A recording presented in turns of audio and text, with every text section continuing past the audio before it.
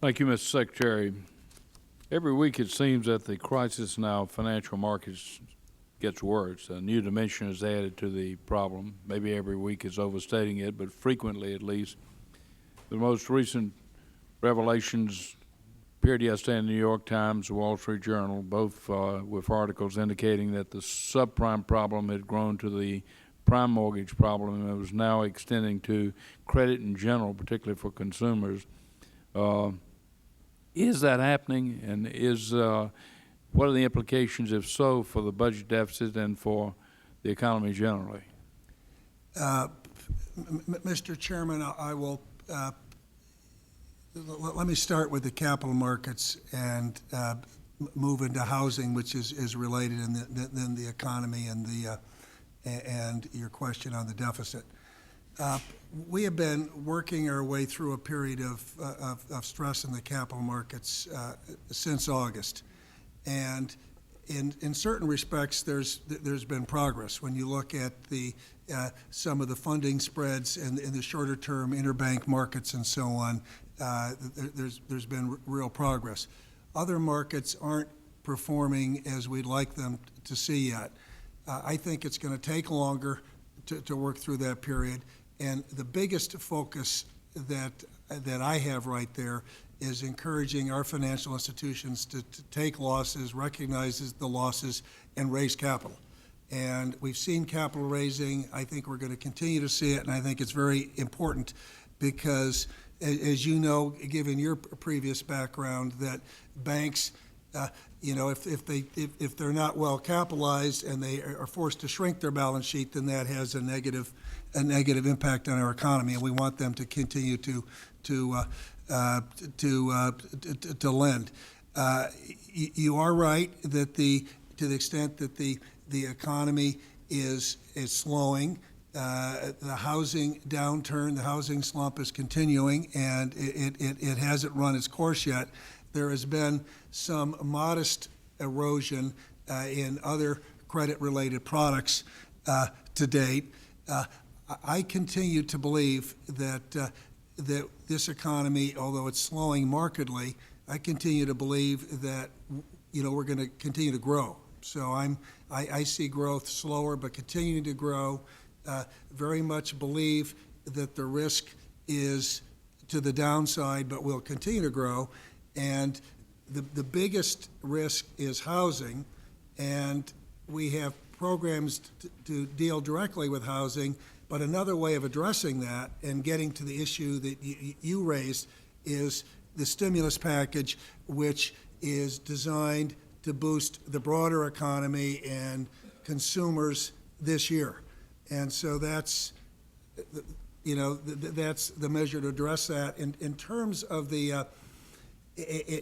of capital markets, I think the issue in the capital markets, and this is a gross oversimplification because there's still stress in a number of products, from high-yield debt to all of the structured products, structured credit products, mortgages away from the GSEs, and so on. But I think the question in the capital markets is becoming much more about what's happening in the economy and what's happening in housing generally. Well, the Times indicated that in the subprime market, the level of past due delinquents was 16.9% of all subprime mortgages. Yeah, I would say that if you look at the at housing overall and you look at the mortgage market, if you look at the mortgage market overall, it's 7.3%, prime and subprime. Well, if you and 93% is the number I use of mortgage holders are making their payments on time. Yeah. The subprime is the biggest issue, and it's one piece of the mortgage market, and the mortgages, the subprime mortgages, whose interest rates are going to be going up, the adjustable rate mortgages that are being reset. We're going to have roughly 1.8 million of those resets in 2008 and 2009. And that problem is the biggest because those mortgages that are resetting now that were made in 2006 were the poorest quality in terms of the underwriting standards.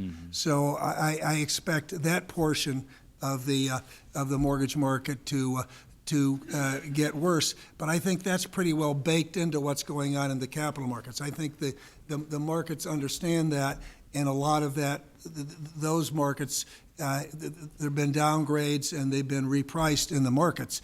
But that doesn't mean that the human cost and the cost on the economy overall and neighborhoods has been repriced, and that is something we're working very hard to deal with through a number of programs we have. The Times also indicated that vehicle loans were 7.1% delinquent. That I would have to. I can't confirm that number. And everything you read in the press isn't always true, but I'll have to.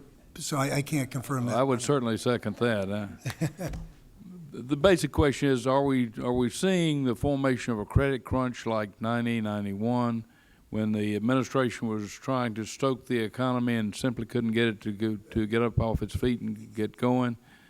Is this thing apt to spread, and if so, what are the consequences for the budget as well as the economy? Well, let's talk about that. The slowdown that began in December, because consumer spending and business spending held up right into early December, and what the economic numbers have showed and what the anecdotal data has shown is that there has been a slowdown in discretionary consumer spending and business spending. And so when you go through a period like this, there is an erosion in some erosion in credit quality. And again, I have, in terms of getting to your basic question, and people, this is a question, it's not like it's a surprise. Everywhere I go, I get asked the question. People ask the R word, are we going into a recession? And I just simply say what I believe and everything I've looked at. And I don't know for sure, but that I believe that we're going to continue to grow.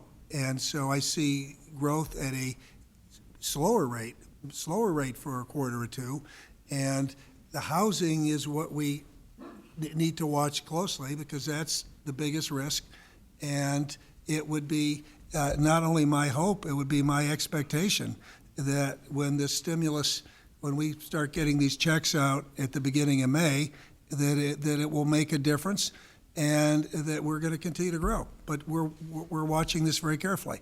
And as your question shows you understand that's a big issue that you see in the capital markets today, and that is why it is so important that our banks and our financial institutions be adequately capitalized.